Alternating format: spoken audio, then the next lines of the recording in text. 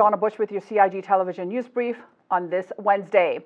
For more than 36 years, Kurt Walton, the newly appointed Police Commissioner Designate, has been an officer of the law. The announcement of his new appointment came from the Police Service Commission, an independent body chaired by Governor Jane Owen and established back in 2021, with specific responsibilities for senior appointments and promotions within the RCIPS and the good governance of the service.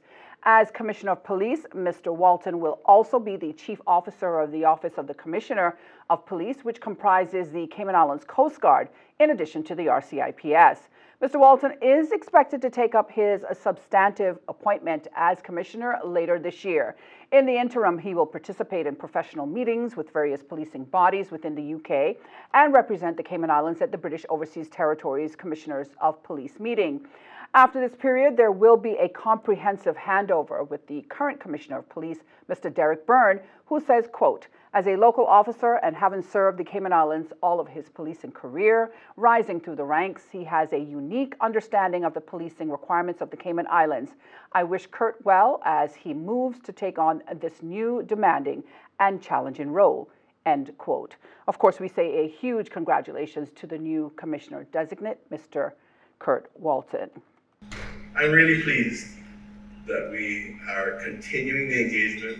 Another story making our headlines this Wednesday is a keynote address by Premier the Honourable Wayne Panton at the annual Chamber of Commerce Parliament lunch.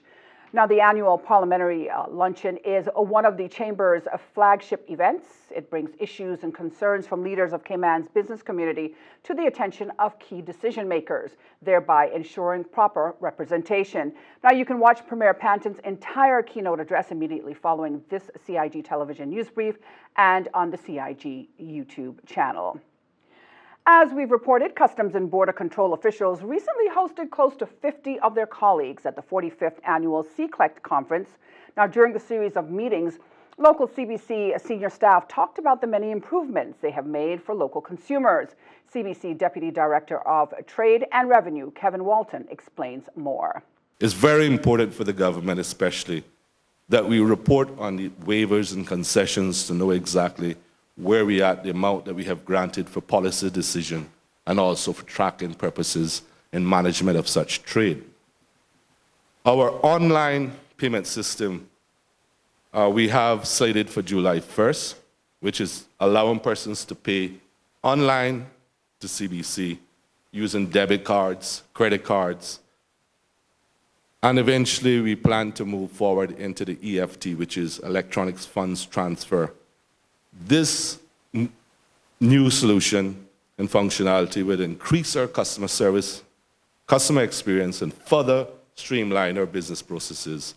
Our achievements, we have been able to reduce our waiting times, and this is to the extent 24 hours for small imports, 48 hours for large imports.